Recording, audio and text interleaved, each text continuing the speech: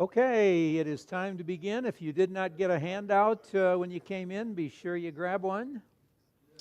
Let's open with a word of prayer. Our gracious Heavenly Father, once again, we just marvel at your exceeding abundant goodness to us on a daily basis. We thank you for the way you meet all of our needs, physical, emotional, mental, spiritual, financial, whatever they are. But most of all, we thank you that you've met our greatest need in Jesus. And as we try and exalt him today, we ask for help. We thank you we have the indwelling Holy Spirit who can work in our midst, who can help us so we can interpret things aright. And so we sit before you because as we come to the Word of God, we're so thankful for it, but we want to be sure we don't misrepresent what you have put down on paper for us. We thank you for the fact that we live in the United States where we have such freedoms to gather openly like this, and pray that we'll take advantage of it. Pray for our KBC family. We know there are some who are struggling in various ways, but as always, may we commit our case to you and know that you will always prove yourself to be more than sufficient. Bless this time now, we ask, for Jesus' sake. Amen. Okay, as you know, if you've been with us, this quarter in our adult Sunday school class, we are studying, as you see at the top of your handout again, Behold Your God, Old Testament style. And by that we simply mean that we are trying to understand God better. And we're just looking specifically at the Old Testament since, as we noted in the first lesson we had several weeks ago, it seems like God gets bad PR from people who claim that, well, look what God is like in the Old Testament. Of course, many of them have probably never even read it, but that's okay. You're an expert if you don't know what you're talking about. So we just want to go to the Old Testament and we want to say, well, what has God revealed about himself? And last week, as Gabe taught, he covered Isaiah chapter 40, which was indeed one of these incredible Old Testament passages on the matchlessness of God. As I put at the top of your sheet, our heads just explode. Or they did explode last week. Maybe, hopefully, they came back together this week. But when we think of, as I put there, the great 3-0 God we have, He's omnipotent, He's omniscient, He's omnipresent. Some writers would add a 4th O, He's omnicompetent. I mean, He is just over the top incredible as the Creator, His majesty, His wisdom, His sovereignty. He's awesome. And you can just go on and on and on. So, since we just studied chapter 40, and our series title actually comes from chapter 40 and verse 9, where God says, Behold your God. I thought maybe this would be a good point in our study because I was going to do it sometime anyhow.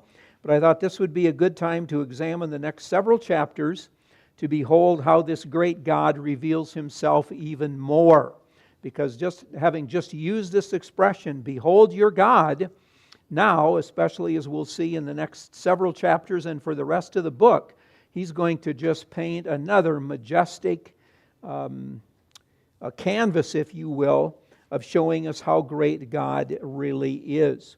And of course, as we were reminded last week, Isaiah chapters 1 to 39 was God's message that dealt with the Assyrian threat. So again, let's keep things in our mind historically, because that's going to be important. So here we have Isaiah chapter 1 to 39, and Isaiah was dealing with the Assyrian threat, because remember the Assyrians from 850 to 612 BC, they were the number one kingpin in the ancient Near East for about 250 years there or so. And of course, we've already seen back in chapters 36 and 37, as this section concluded, how very carefully, if you will, God showed that He is sovereign to all the Assyrian deities. Okay? Now, as we come to chapter 40, we see that chapter 40 and verse 1 begins with, comfort ye, my people, says your God. Or, since in our English language the word comfort is kind of a mushy word, if you will, I like the word encourage better, because that's really what He's saying. God is saying, Isaiah, encourage my people, encourage my people. And maybe you'd say, well, why do they need encouragement? What's the big deal that's going on here?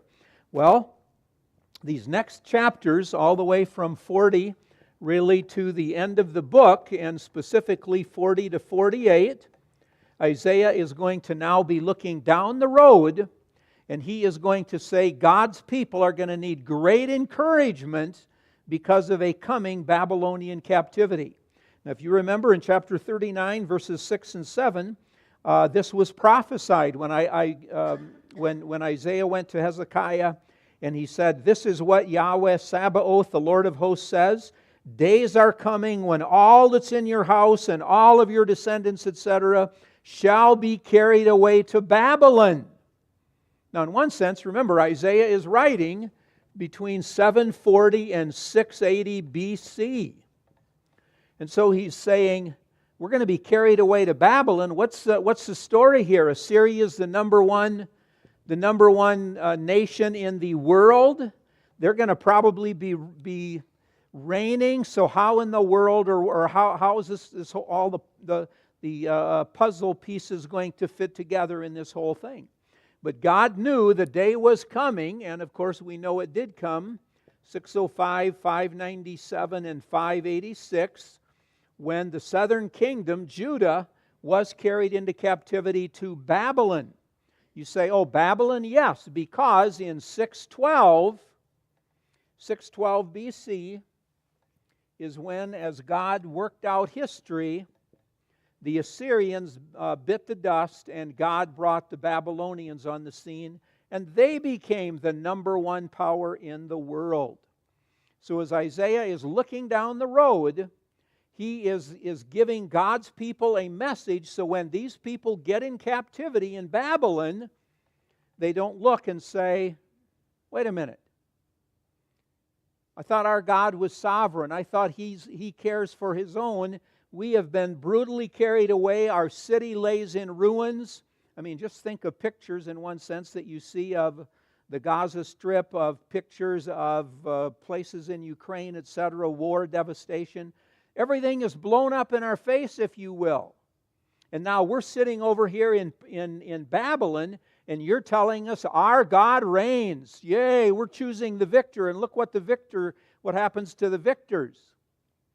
And so God says, Isaiah, you need to be encouraging these people, so while they go through terrible circumstances in the future, they will know it is not because God is impotent, but it is because God is potent. In other words, God is powerful, and they were there for a reason. It was called, why did God send them into captivity?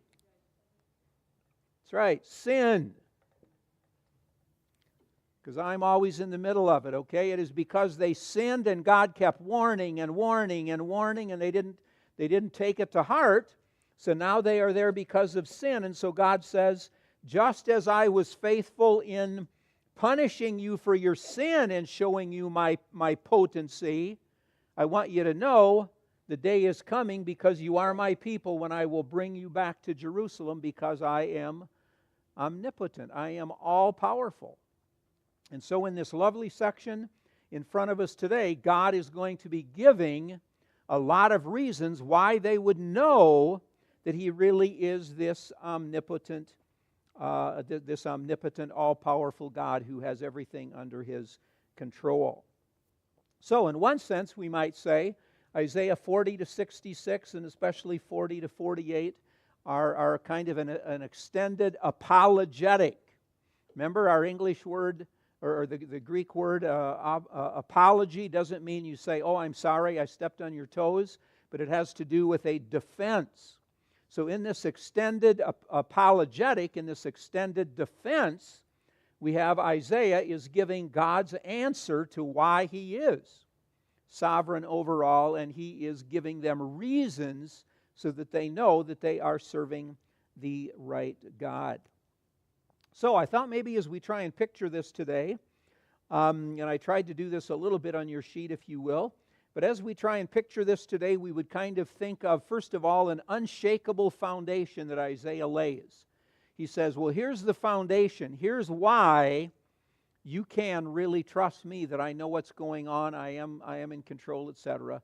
And then specifically in this section of Isaiah, he's going to build like 5 solid bricks, if you will, 5 solid stones on that foundation. As he does this, all of this together, shall we say, I mean individually, but then specifically cumulatively, God is basically trying to overwhelm them with His uniqueness. In other words, He's saying, it's very evident I am a one of the kind God. There are no rivals to me. And that's why I can speak what you might think sounds like braggadocio, but I can say this because I have the ability to pull it off. And no other God can say this. Well, they can't speak because they're dead anyhow, but no other God, if they could speak, could say this, and it would be super impossible for them to pull it off, because God is in a category all by Himself. He is, as I've said so many times, He is sovereign over all, and this will simply expose all of these other gods, if you will, that they are, what's our key phrase? Cheap, plastic, imitation, handmade, wannabes. Okay, some of you are getting it down. The rest of you will need to drill it home so you've got it down for the final exam, which is coming up, okay? But there's still wannabes. That's right. The people want them to be able to meet their needs, as we're going to see today. So on your sheet, I put a quote there toward the top where the writer says, Isaiah's hymns of praise to God as Creator are driven. And remember, if you're the Creator, you've got to be supreme, because everything else that we know is created. It's man-made, okay? So Israel's hymns of praise to God as Creator are driven by a pastoral vision to reassure Israel, encourage them that the one who chose Israel is the Creator of all. Although Israel was in exile, God had not abdicated His throne. He had not been deposed. He exercised sovereignty over the nations. He proved the other gods to be nothing. He remained true to His promises, because God is capable of pulling things off when He says He's going to do it. Remember the key biblical expression, God always does with His hands what He says with His mouth. So He's going to pull it off, and He would bring Israel back to Zion.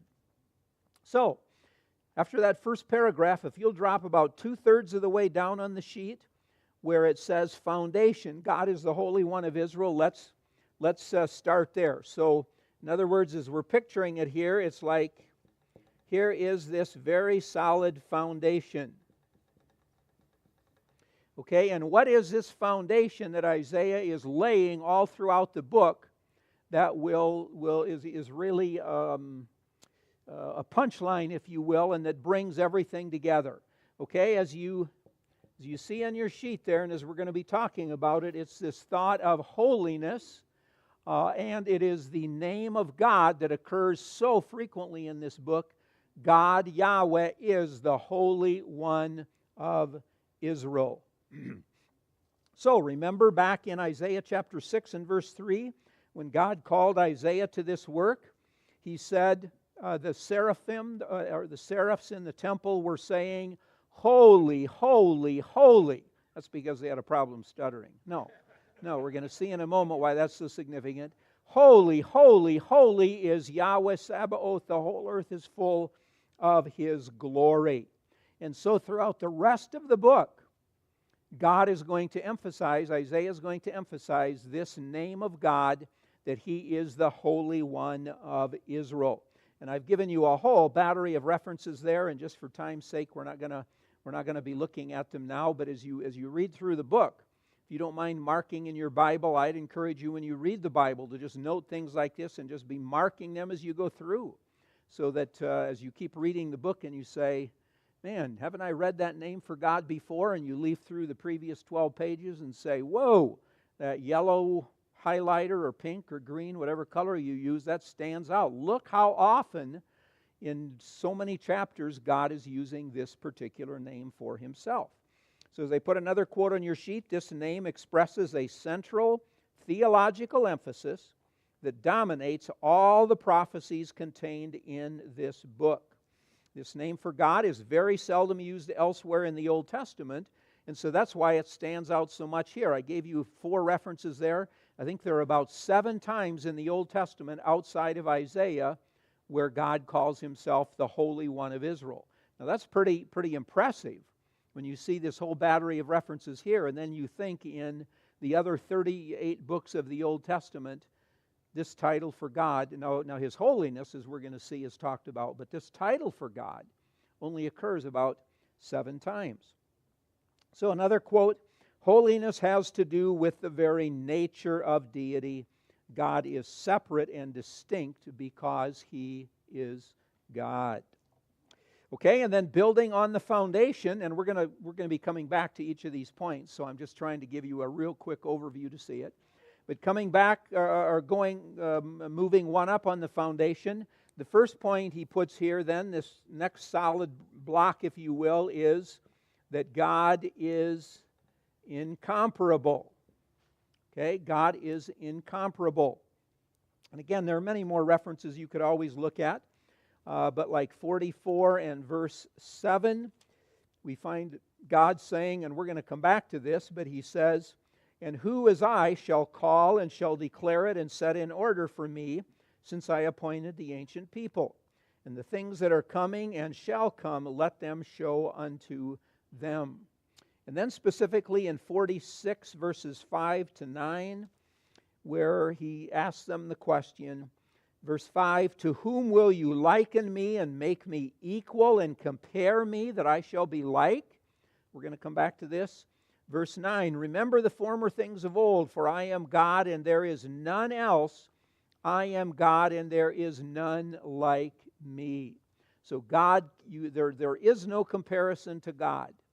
Okay, there's not some deity hiding over in a corner, hidden in the back recesses of a closet somebody forgot about that can say, oh, you forgot me, I am His equal. No, there is absolutely no one, there is absolutely nothing that compares to God.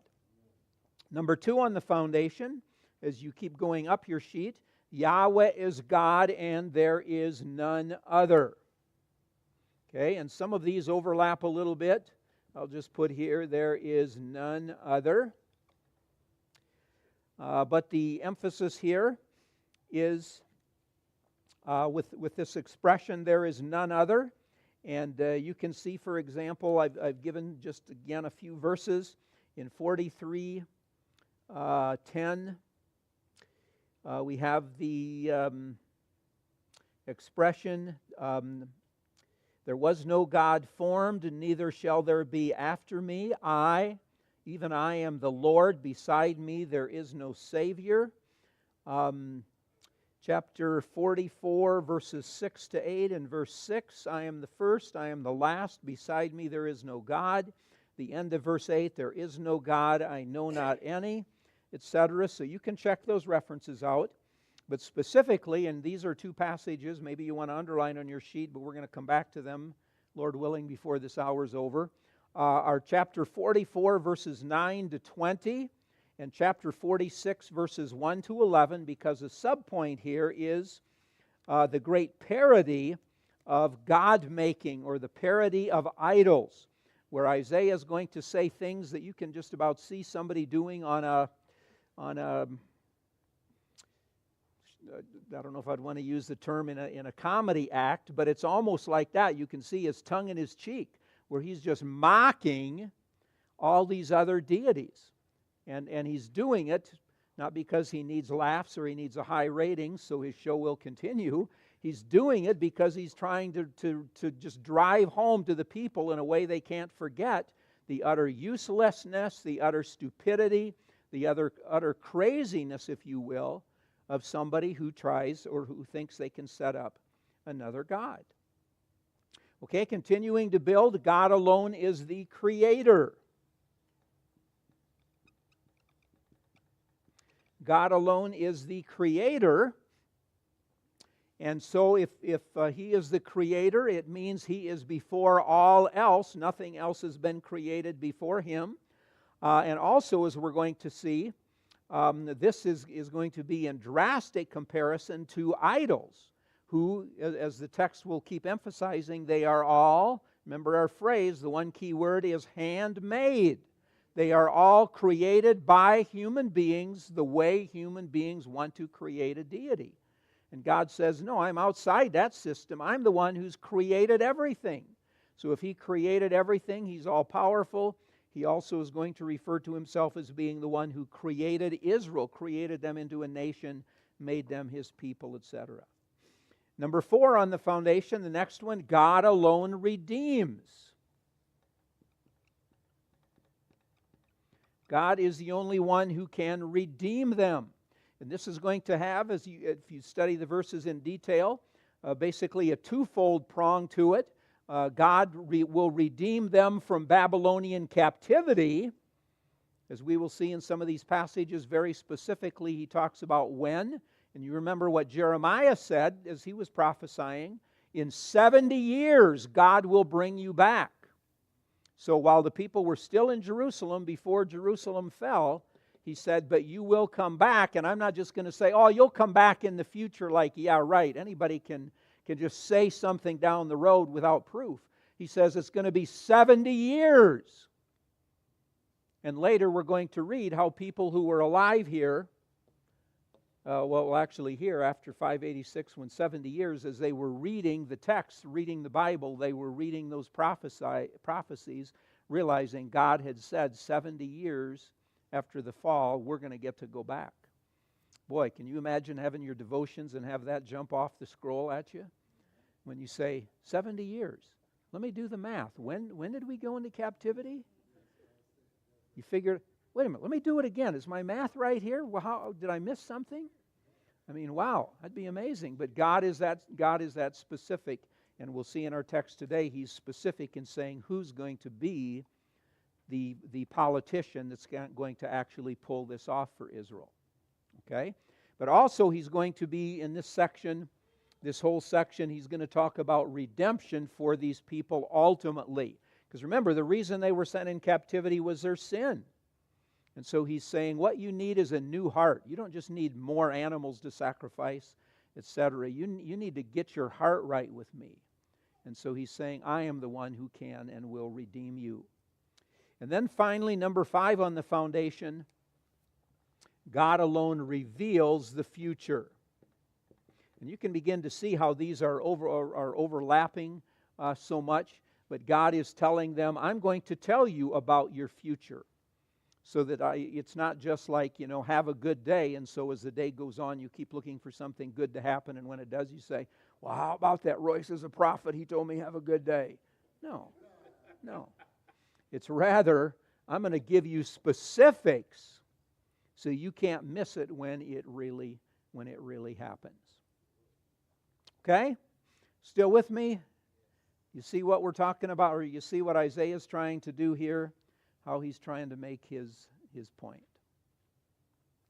Okay, now lest you're overwhelmed and you say, Sunday school class is almost halfway over and you expect to complete all this? Sure, I'm just going to talk fast. No. Lord willing, today we are going to only be covering, about the first 2 or first 3 at the maximum. Okay, we'll go into more detail there. And then, Lord willing, next Sunday, Gabe's going to be teaching again. Correct, Gabe? You got that circled on your calendar, highlighted. You're looking forward to it, okay? And then the next Sunday, Lord willing, we're going to have a missionary here for a presentation. So it'll be several weeks until we can come back and finish this. But I know you will remember all this, so it's not a problem. Okay, so now let's go. Now you can go back, or now you can go...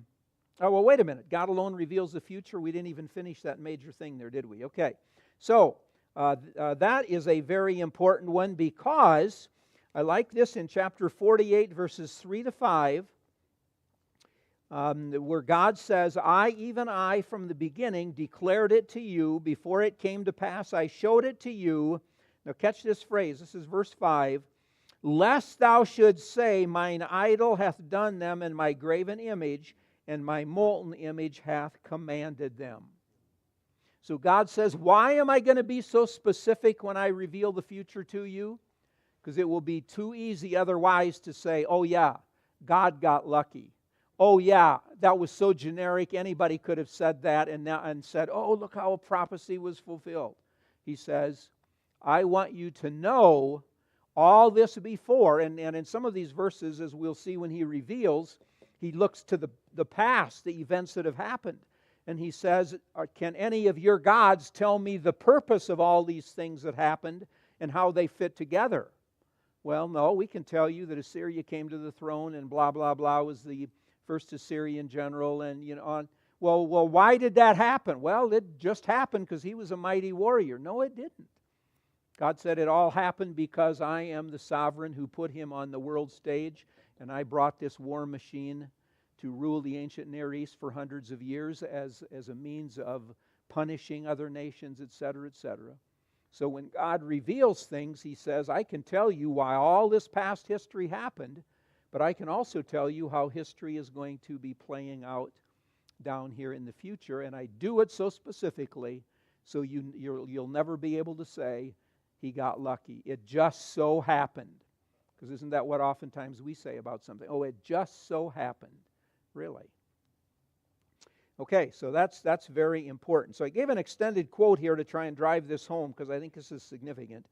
The main point is that Yahweh proves superior to idols by revealing the future to the chosen people, and the astounding accuracy of the revelation ought to inspire Israel to faith in their God. And that's because, the previous quote there, Yahweh will prove master of history by revealing that Cyrus will be God's instrument for making it possible to rebuild Jerusalem. Okay? So as we're going to see in these prophecies, when he's talking, he will specifically say it is Cyrus who is going to set you free to go back to Jerusalem. Now that is incredibly significant because Cyrus was not a Babylonian. Cyrus was a Persian. But because God is in control of history, 539 BC, God told the Babylonians, I'm done with you. You've been my pawn, if you will. You've been my puppet long enough. Now is time to judge you because you took it all to your head. And I'm going to raise up the Persians. And Cyrus is going to be the first king. And he is going to be the one to send you back. That's unheard of. Because what do all these other kings do when they conquer?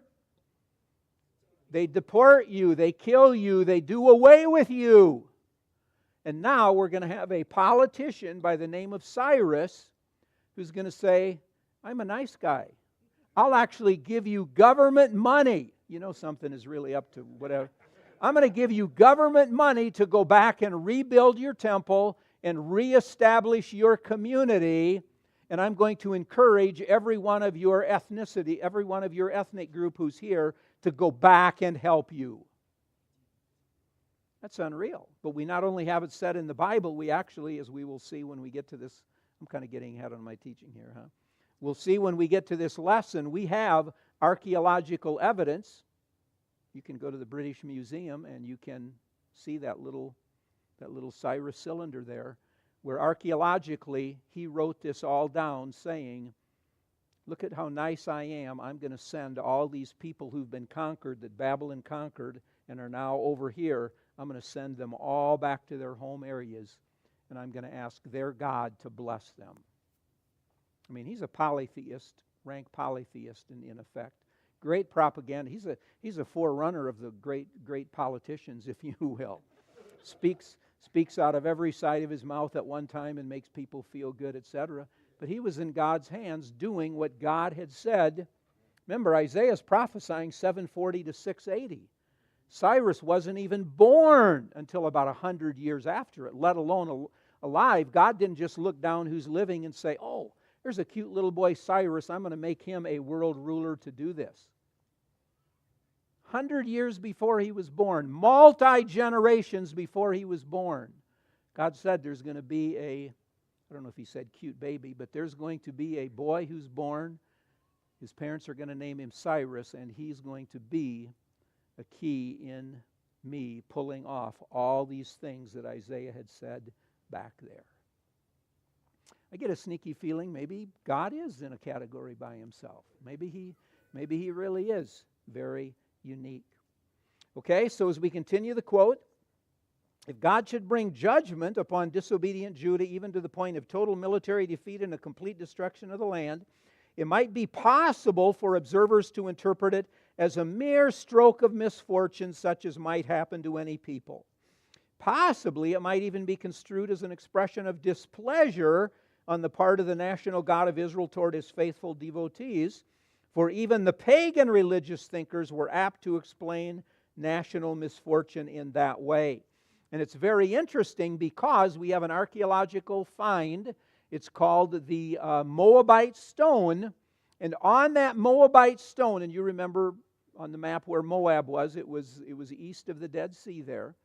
On the Moabite stone, we read in the Old Testament how there was a certain time in history in the 800s when the Israelite king actually went over and conquered part of Moab. And you know what the Moabite stone says? It was because our national god Chemosh was upset with us, and that's why he allowed Israel to come and conquer us. So what this quote is saying is exactly how a pagan could have looked like it. They could have simply said, well, Yahweh was upset with these people, and so that's why he took them in captivity. Doesn't mean he's the only God. Doesn't mean he's a supreme God. All it means is, in the midst of all this row of deities in the ancient Near East, he was upset, and so he sent them out. But that doesn't mean anything, in effect. It just so happened. We also know this from the Babylonian Chronicle, because when Cyrus conquered Babylon, you know why he was able to do it? Because the Babylonian gods were upset with the way Babylonian kings were ruling, and so they said, we need to bring in an outsider to rule. Those are secular documents. And so the point that I'm trying to make with these extended quotes and so on is simply, well, notice the next quote. Only through the powerful encouragement of fulfilled prediction would the future generation of exiles summon up the courage to return to Palestine, even after the permission of the new Persian government had been granted. In order to sustain the faith of Israel through all these overwhelming reverses, the complete devastation of cities and farmlands, destruction of the temple, it was necessary to furnish an absolutely decisive proof that these events had taken place by the permission and plan of the God of Israel, rather than because he was a puny God overcome by the more powerful deities of the Chaldean Empire, a conclusion which all heathendom would inevitably draw after the fall of Jerusalem. So, true deity is demonstrated by prediction and fulfillment. The point is that sovereign monotheism, the fact there is only one God and that God is sovereign, is revealed in the way the Word of God actually controls the flow of history, so that what the Lord announced in advance is actually what is fulfilled. Bob? You know, it's interesting looking at the ancient kingdoms, even Persia and the Roman empires. None of these empires ever came back. Israel True. is the only Kingdom that kept on coming back, even in the 1940s. All these other kingdoms that ruled that area, the Ottoman Empire, the latest example, they're all gone. Mm-hmm. And all we have are ancient records, yet Israel still exists. Mm-hmm. Right, good point. Yeah, and God had said through these things, he had said that he would not throw them overboard completely for all time, that there would always be this remnant, that he would keep working with them, and he still has a future for them. Yeah. Yeah, a revived Roman Empire in one sense, but yeah. Right. Right.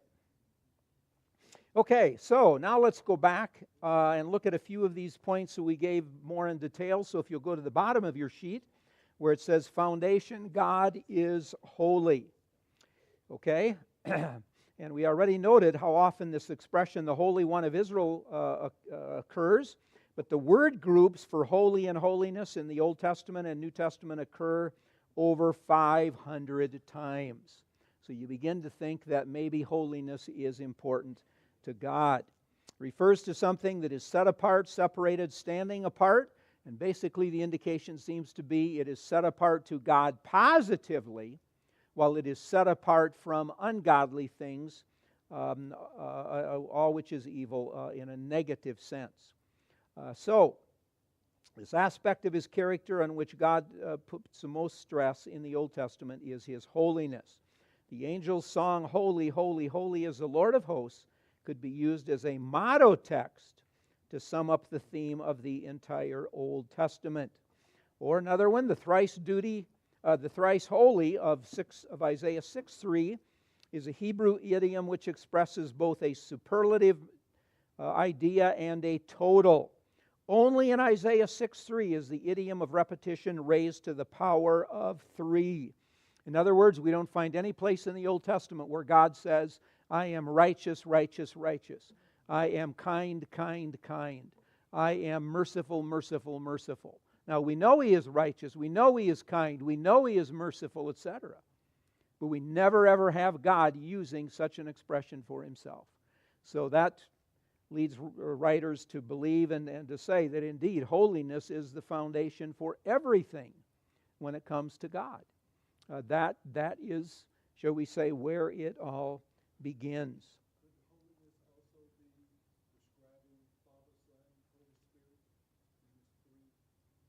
So, question from Alonzo: Could holiness be describing the Trinity, Father, Son, Holy Spirit? I don't think so per se. You're saying because it was repeated 3 times? Yeah, I don't think generally we would say that's the case. But I mean, they are all holy. You know, the Father is holy, the Son is holy, the Spirit is holy, etc. But yeah, I don't think that's the reason He did it. It's actually like I put on here. I mean, like this quote says on the sheet. This is simply a Hebrew way of giving us, shall we say, a super superlative, because there are multiple times the Old Testament will use words back to back to simply emphasize that particular point. Like we might use an adjective, very something or extremely something. But when you have the 3, it's taking it to the superlative, not just a comparative level. Compared to most things, God is holy, but God is superlatively holy. He is super superlative. He's over the top holy. Now, 2 basic thrusts when the Bible talks about the holiness of God. Number 1 is what we'll call here the majestic or majesty holiness. So if you go to page 2 of your handout, you'll see that majesty holiness. And this means that God is the most majestic of all beings. He is unique. There is none other. He's in a category all by Himself. He is qualitatively different as to His person. We've already seen that in Exodus chapter 15 and verse 11. You can see that in 1 Samuel 2:2. You can see that in one of those lovely Christ hymns in Luke 1, etc.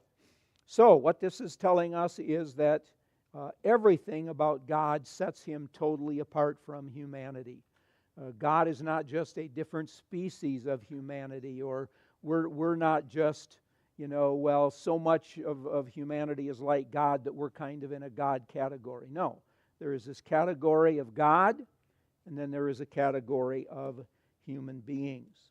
So, as the quote says, this is the godness of God, everything about Him which sets Him apart from man. Then there's also, and of course that's what's really emphasized as we've seen, but also tied into it is the moral or the ethical holiness. God is morally pure and has a settled opposition to everything which is impure.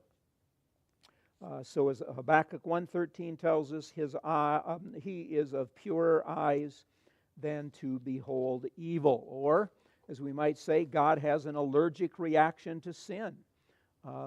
It is an offense. All sin is an offense to God. And so when Isaiah is talking about or using this title, the Holy One of Israel, he's not only reminding us of this fact of God's incomparableness, but remember that expression, holy, holy, holy is the Lord of hosts, was used at His call to the ministry. And why did God call Him to the ministry or at His call? What did God tell him? You live in the midst of a sinful people. They're sick, as chapter 1 says, from the tip of their head to the bottom of their feet. And Isaiah is being called to go minister the word of God to these people and to tell them what you have done is sinful. God is holy, you are not. You need some kind of mediator between the two. And so as he's out ministering, every time he uses the expression that God is the Holy One of Israel, he's also, if you will, calling attention to the fact of just how unholy or sinful the people really are. Okay, moving then to number 1. God, since God is majesty, holiness, it naturally follows that he is incomparable. So now moving up to the first brick there, God is incomparable. There is none other like him. So in chapter 44 and verse 7 that I read before, actually when the verse begins, we don't see this in the English, but he's really saying, who like me can call or announce these things? In other words, God is saying, who like me can tell you the meaning of past history?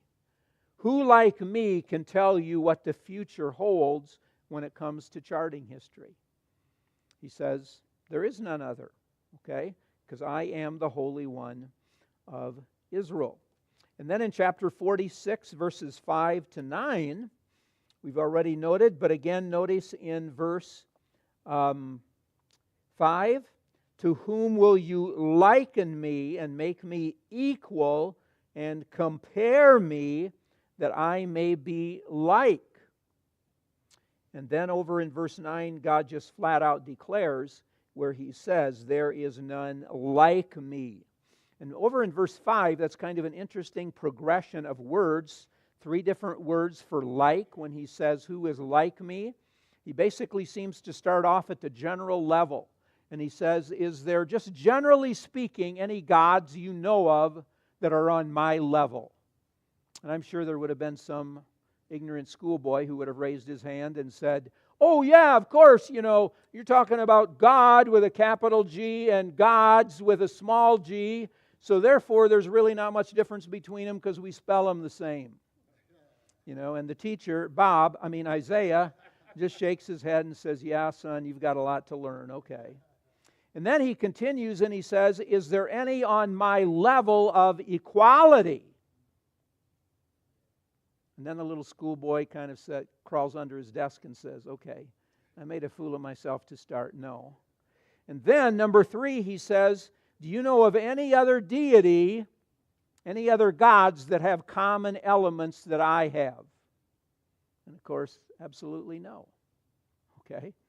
And so Isaiah is simply trying to drive home to the people, God is qualitatively different. He is in a category all by himself. And then the next category, Yahweh as God, and there is none other. Moving up here to the second brick, if you will, the second stone built on the foundation. This is where Isaiah is really, if you will, going to get sarcastic, and the parodies he's going to use to try and drive this home. So, for example, in chapter 43, verses 10 to 11, we read, ye are my witnesses, saith the Lord, and my servant whom I have chosen, that ye may know and believe me, and understand that I am he. Before me there is no God formed, neither shall there be after me. I, even I, am Lord, and beside me there is no Savior. So if you will look up a lot of these references, and for time's sake we're not going to do it, but if you will go back to page 1, where on the chart you have the little illustration there, you can look at some of those references where over and over in 45:5, 45:6, 45:22, 46:9, he just keeps repeating this fact, I am God, there's none other. There is no other God. Do you know any other God like me, etc. But a major subpoint under this none other is this whole aspect of idolatry and idolaters. As Isaiah is going to just show the utter foolishness and folly of being an idolater and of making these idols. So, as the quote on your sheet says, the most scathing parodies of idols occur in the prophets, and among these, the most direct are found in Isaiah. So, we're going to quickly run through a couple of these smaller passages and then end up on the two major passages. But as we do, keep watching for recurring themes that you see on your handout there. These recurring themes in these passages will be, if you're going to go in the business of making gods, you've got to have the right supplies. Okay? Whether it's metal, wood, whatever. You also have to emphasize work. You know, whether you're a carpenter, you're expert in working in wood, whether you're a goldsmith, whether you use a hammer, whether you're really good at soldering, or maybe today we would even say iron worker, stuff like that. He's saying you want to make sure you have the top quality workmen if you're going to do that. He says you also want to be sure that what you build is something that can't be moved. It's got to be stationary. You can't have it standing in the corner of your house and every morning you get up, it just fell over because you didn't give it a good foundation. And you also want to watch for legal terms, because over and over God will be telling them, now as we're discussing this, you need to make sure when you show up in court that you bring the best lawyers or witnesses to make your strongest case for building idols. Okay, this is going to be a shootout at OK Corral, as we said a couple of weeks ago. So you've got to be sure you're up to your game and you've got all the right witnesses to prove that idols are the same as the real God.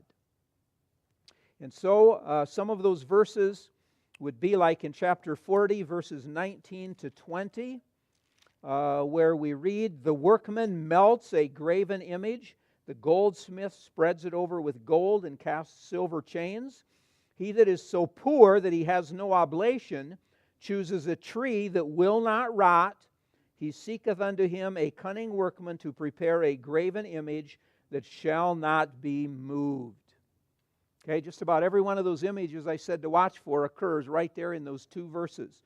In other words, he says, first of all, you've got to have the right items. So when you're making your list, because I'm going to Home Depot to get my God-making materials, be sure you have all the right things.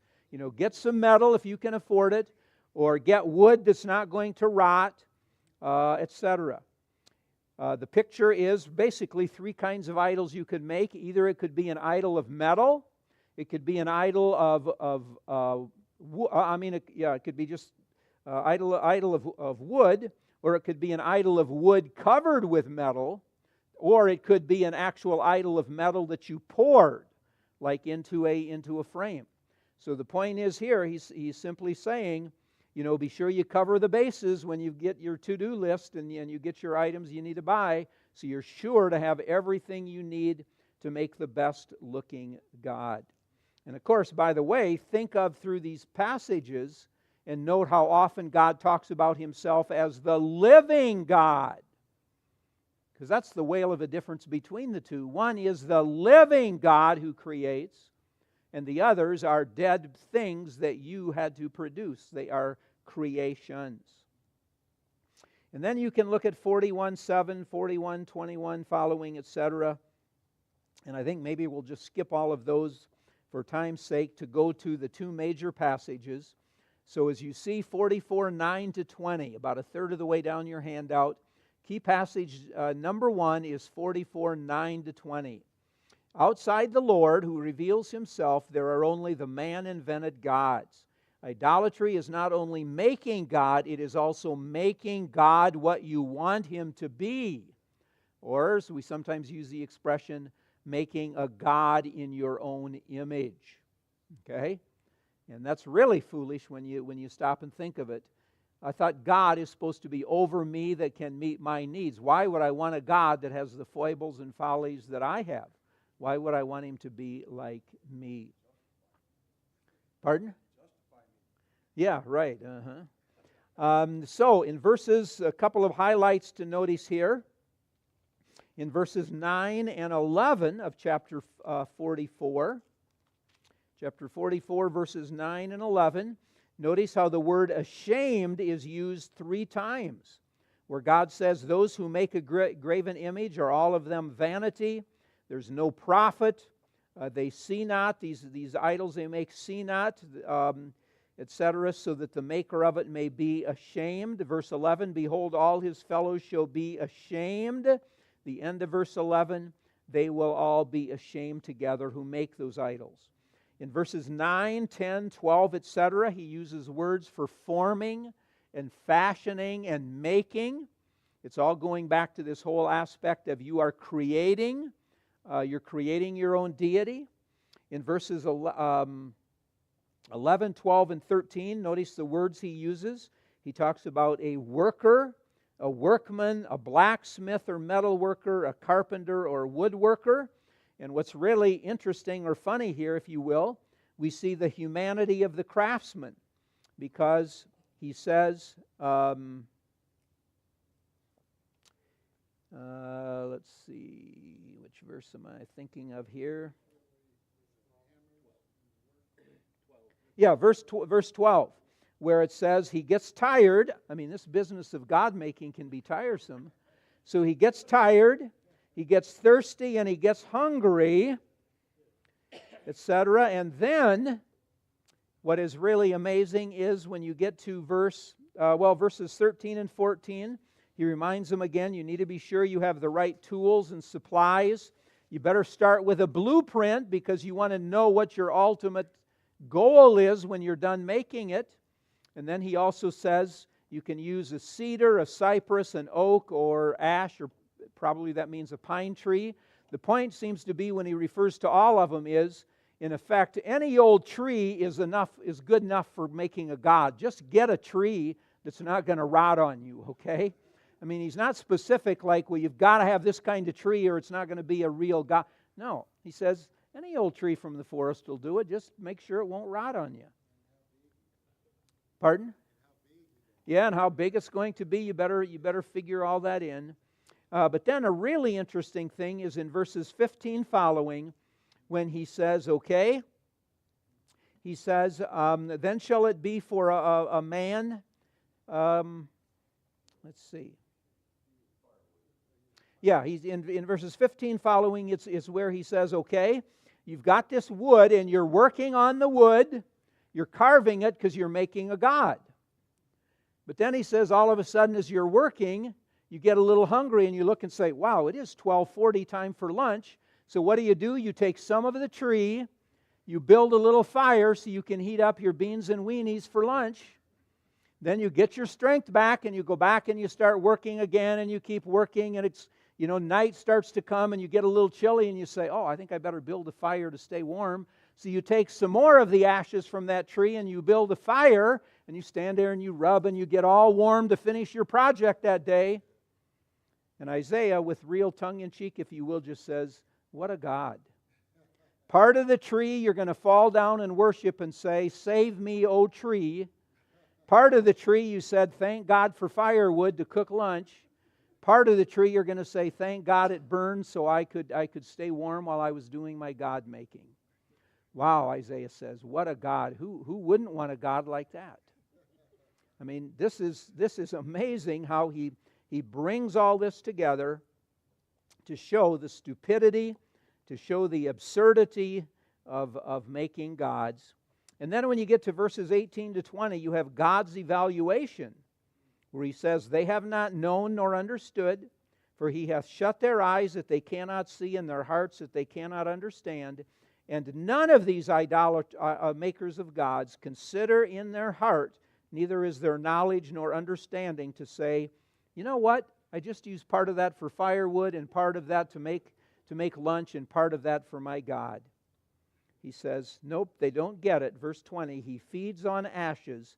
A deceived heart hath turned him aside, that he cannot deliver his soul, nor say, isn't there a lie in my hand? And in the Old Testament, the word lie is oftentimes used for a false god, because they are lying to you. They're acting like they can produce when they can't.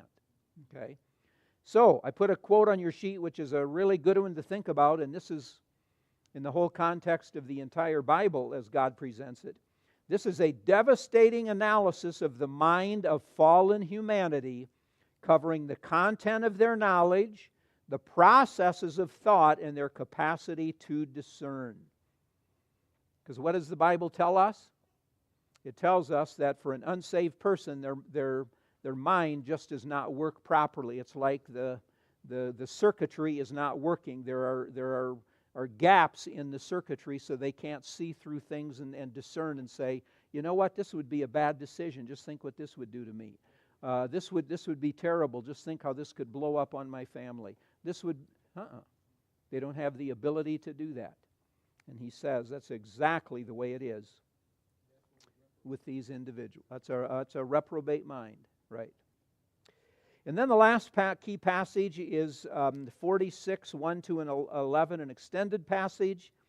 And this chapter pictures when the Babylonian Empire falls. In other words, the capital city, Babylon, falls as it did in 539 BC. So Isaiah, again, is looking forward to that time when the capital Babylon's going to fall. And he starts the chapter by saying, Bel is bowed down, Nebo stoopeth. Their idols were upon the beasts and upon the cattle. Your carriages were heavy laden. They are a burden to the weary beast. Remember now that Bel in verse 1 is the same God as the Bible also talks about as Marduk. Nebo was his son, who was also one of the key gods, etc. And so the picture is when Babylon falls, the gods of Babylon are going to fall, and the idols that they had in and around the city of Babylon, of Marduk and of Bel, they're going to say, hurry, the city is falling, we've got to get out of here, we've got to take our treasures, we've got to get our silverware, we've got to get whatever, and we've got to for sure take the idols of our deities. And again, Isaiah in a parody says, whoa, here you are in a distressing situation, and your gods are a real burden and a real pain to you.